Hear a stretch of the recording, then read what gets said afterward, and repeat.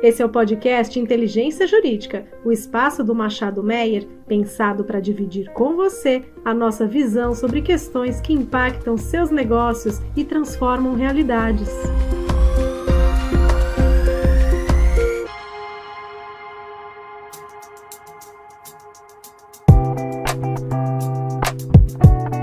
Olá, pessoal, sejam novamente muito bem-vindas e muito bem-vindos a esse nosso novo episódio do podcast da área tributária do Machado Meyer, Inteligência Jurídica, novamente para comentar os assuntos mais relevantes na área tributária da última quinzena.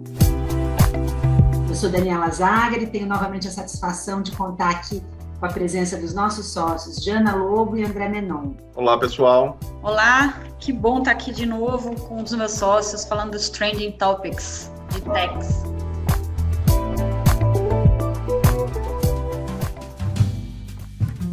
O primeiro tema que nós temos para tratar hoje é a continuidade do julgamento da ação direta de constitucionalidade número 49 pelo Supremo Tribunal Federal. Na realidade, a ação já foi julgada, já há uma decisão do Supremo declarando a inconstitucionalidade da exigência de ICMS nas operações interestaduais com mercadorias entre estabelecimentos do mesmo titular, e o julgamento que foi iniciado foi dos embargos de declaração, que foram opostos. O ministro Edson Fachin acolheu parcialmente esses embargos, e há 2 votos já acompanhando o voto do ministro, e o julgamento foi suspenso por pedido de vista do ministro Barroso. André, você pode comentar esse julgamento, por favor, porque ele tem bastante relevância e impacto. Claro, como você disse, né, Dani, é um tema bastante relevante. Foram proferidos 3 votos, né, o voto condutor, por enquanto, é o voto do ministro Edson Fachin, e um ponto relevante é que quando o ministro entra nas discussões com relação à modulação, ele coloca que o objetivo da modulação é evitar o risco de revisão de incontáveis operações de transferências realizadas e não contestadas, né? A dúvida que fica é o que se entende por operação de transferência realizada não contestada? São aquelas que a Fazenda Estadual não contestou? São aquelas em que, a despeito de ter sido lavrado um auto de infração, o contribuinte não recorreu? Qual o conceito, de fato, dessas operações de transferências não realizadas? Esse é um ponto extremamente relevante, porque esse tema, o ICMS transferência, a despeito de já existir uma jurisprudência consolidada dos tribunais superiores, fato é que existia uma previsão na regulamentação interna dos estados prevendo a transferência. Então, muitos contribuintes, quando não realizaram a transferência, o fizeram olhando para essa jurisprudência consolidada, mas tiveram lavratura de autos de infração, e agora o grande ponto é, considerando que essas autuações ainda pendem de decisão na fase administrativa, qual o reflexo dessa modulação da ADC 49 nesses casos? Parece ser um ponto extremamente relevante, né? Não faria sentido que essas cobranças se mantivessem, em especial porque a jurisprudência do tribunal sempre foi, dos tribunais superiores, sempre foi no sentido de que não haveria ICMS nessa transferência, mas como que haverá, qual será o reflexo, na verdade, dessa modulação? Acho que esse é o principal ponto, né? Realmente é um ponto bem relevante, né? Porque a ideia da modulação, parece ser esse, né? O contexto do voto, é estabelecer alguns critérios daqui para frente, mas sem afetar aquilo que estava em discussão, aquilo que estava em curso anteriormente, inclusive, como você mencionou, por conta de todas as decisões dos próprios tribunais, do STJ e do próprio Supremo em repercussão geral a respeito desse assunto. No Superior Tribunal de Justiça, nós temos um assunto bem palpitante para quem milita em direito processual tributário, né, a respeito da compensação, da possibilidade de compensação, da arguição de compensação em embargos à execução. Diana, você pode falar um pouquinho sobre isso? Claro, Dani. É um tema que é palpitante, não é novo, né? Porque esse tema ele vem sendo discutido nos últimos anos pelo STJ, é a interpretação do artigo 16, parágrafo 3º da Lei de Execuções Fiscais, que eu vou até ler aqui para os nossos ouvintes para situar o tema. O artigo 16, parágrafo 3º fala que o executado oferecerá embargos no prazo de 30 dias e diz no parágrafo 3º que não será admitida reconvenção nem compensação e as exceções salvas de suspeição, incompetência e impedimento serão arguídas como matéria preliminar e serão processadas e julgadas com os embargos.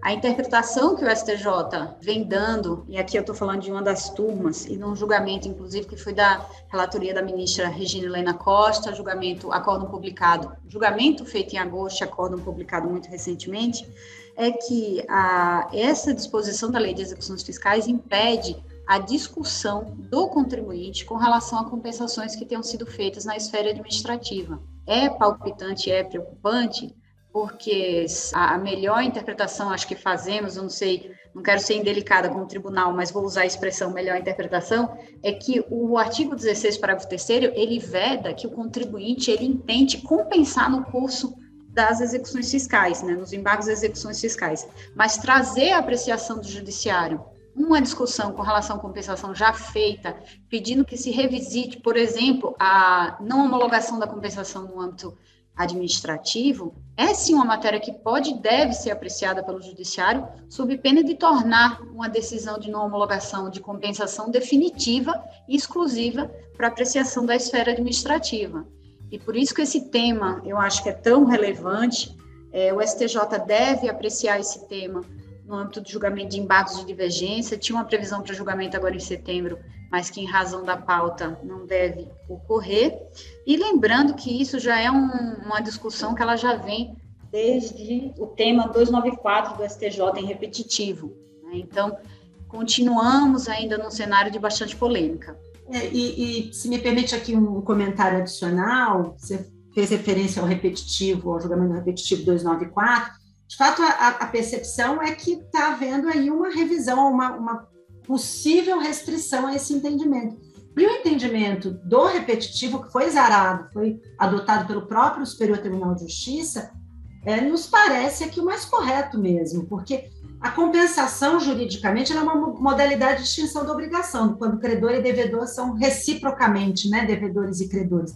Mas o contexto ali, e o contexto, como você bem colocou, o contexto lá da Lei de Execução Fiscal, ao vedar a compensação nessas hipóteses, é porque justamente para que o devedor não alegue, não traga isso como uma alegação nova, mas não para que seja revisto um ato administrativo plenamente vinculado que foi realizado nos termos da lei. Inclusive, a Lei de Execução Fiscal é bem anterior à própria disciplina da compensação tributária na esfera federal. Então, não faria sentido restringir a possibilidade de apreciação de um direito da parte, isso até viola, no meu modo de entender, a inafastabilidade do controle jurisdicional. Todos os atos praticados pelo Estado, vinculados, que não sejam discricionários, estão sujeitos à revisão pelo Poder Judiciário.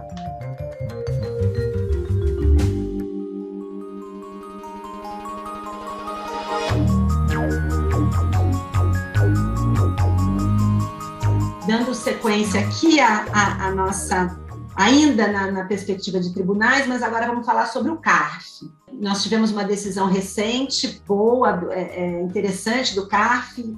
Diana, vou te pedir aqui para comentá-la. E depois, André, se puder também complementar alguma coisa, ou eu mesmo falo. Pois é, Dani. No CARF, o julgamento mais comentado da semana foi o do acórdão 9101005508, da primeira turma da Câmara Superior de Recursos Fiscais, que, como é sabido, é o órgão máximo para análise das discussões de imposto de renda e contribuição social. O tema analisado nesse acordo foi o tema de subvenção para investimento, se tributa ou não para fins de imposto de renda um valor recebido pelo contribuinte assim intitulado como subvenção para investimento.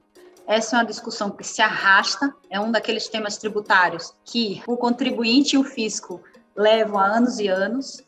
É uma discussão que ela começou, eu acho que em 1977, para trazer aqui um pouco do histórico, com a redação do Decreto-Lei 1598, e com o parecer normativo da Receita Federal, que é o 112 de 78. Esse parecer, ele trazia requisitos específicos para se entender e caracterizar o que era subvenção para investimento, ou seja, o que não seria tributado para fins de imposto de renda e contribuição social, e o que seria enquadrado como subvenção para custeio, incluído na base de cálculo do imposto de renda e contribuição social.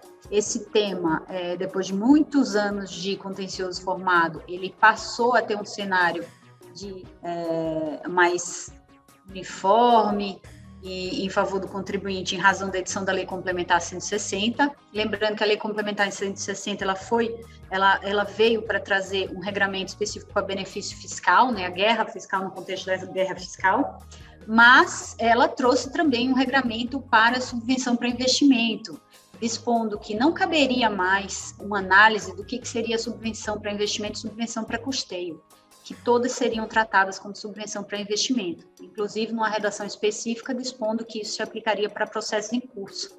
A Receita Federal, não obstante a redação clara da lei complementar, ela vinha entendendo de forma diversa e soluções de consulta publicadas no fim do ano, no calendário de 2020, a 145, e até uma recente que foi publicada essa semana, que é uma solução de ZIT 6028, vinha entendendo que competia sim à Receita Federal analisar a efetividade do investimento e todos os critérios para caracterizar a subvenção. Então, eu estou retomando todo aqui esse contexto para dizer que a primeira turma da Câmara Superior de Recursos Fiscais do CARF analisou e entendeu, por maioria do colegiado, 5-3, não compete ao julgador ou ao auditor, né, na origem, analisar esses critérios com relação ao investimento, que compete só dar o regramento da 12973, quer dizer, verificar o aspecto contábil de eventual destinação e que deve ser dado tratamento conforme a interpretação da Lei Complementar 160. Por isso a importância desse julgamento. É bem importante mesmo, né? Bem relevante. E lembrando também que no âmbito do judiciário, o Superior Tribunal de Justiça já entendeu, sem entrar na peculiaridade da Lei Complementar 160, entendeu pela ilegitimidade da incidência, né, do imposto de renda e da contribuição social sobre esses incentivos, basicamente por conta de dois fundamentos. Primeiro, que isso seria uma redução do próprio incentivo, implementada pelo governo federal, e também, no caso específico do ICMS, porque isso seria também, violaria o princípio da separação dos poderes, porque representaria uma tributação de um ente sobre receitas de outro.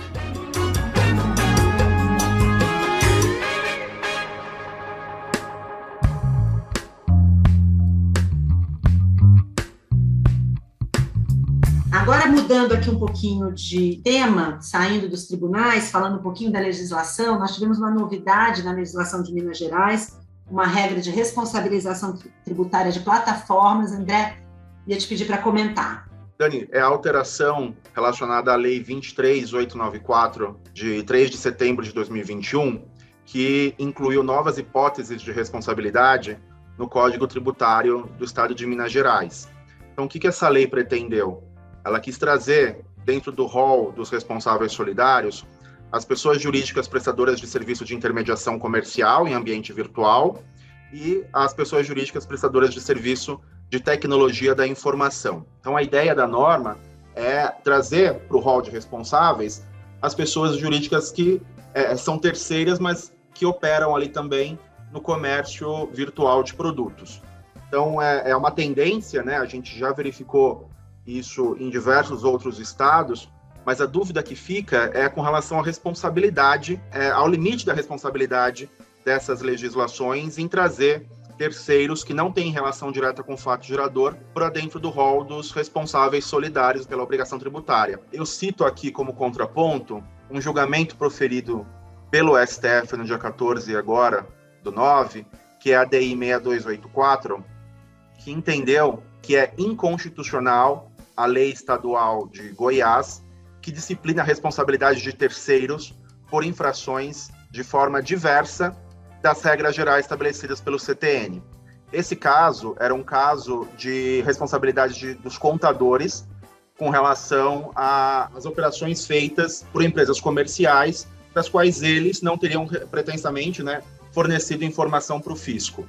E essa lei foi declarada inconstitucional pelo Supremo. Então aqui, isso só corrobora a minha dúvida, né? A legislação pode aumentar o rol de responsáveis, trazendo aqui terceiros que sequer têm relação com o fato gerador? Na minha visão, não.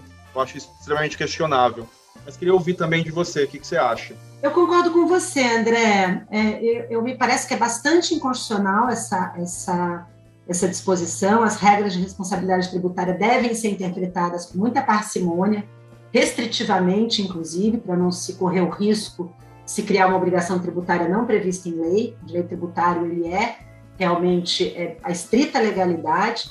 É muito importante que assim seja. E o Supremo Tribunal Federal, na linha do precedente que você mencionou, tem tradicionalmente adotado um entendimento bem rigoroso em relação a essa extensão de responsabilidade tributária a terceiros. com relação às discussões estaduais, eu queria citar também uma resposta à consulta proferida pelo Estado de São Paulo, que é a 24107/2021. Ela não representa, na verdade, uma novidade, mas é sempre um ponto importante de ser discutido, porque a gente está tratando nessa solução de consulta da forma de regularização de erros da nota fiscal que já foi emitida e cujo prazo de cancelamento já foi passado, né? A gente não consegue mais realizar o cancelamento da nota fiscal naquele prazo regulamentar. Essa consulta, em especial, ela fala da discussão de carta de correção, se a gente pode emitir carta de correção ou não, e a Cefaz entende que, como existe alteração de CFOP e, consequentemente, de recolhimento de tributo, você não poderia emitir carta de correção.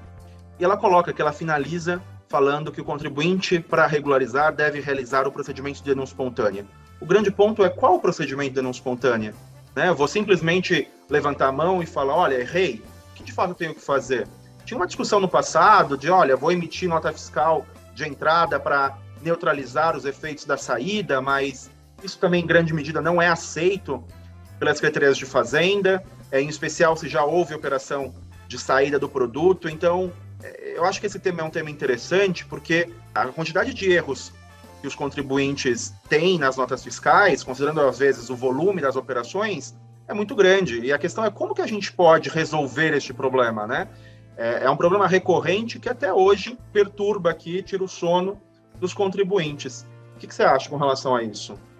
É um tema a ser acompanhado, né? E quando a gente fala, realmente, a gente tem aqui um volume de obrigações acessórias a serem cumpridos, como você disse, um volume muito grande de notas fiscais, então erros materiais são comuns, né? Então é preciso que haja aí uma maneira rápida e fácil e eficaz de solucionar isso sem ônus, né? Porque na verdade não houve um não pagamento de imposto, houve um equívoco que merece ser corrigido da melhor forma possível. Acho que a gente precisa acompanhar os desdobramentos aqui, especialmente no que tange essa questão da caracterização da denúncia espontânea. Né?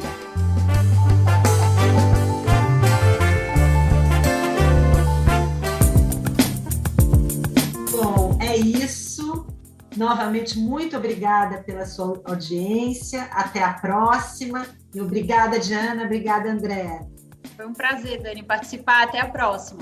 Obrigado, pessoal. Até a próxima.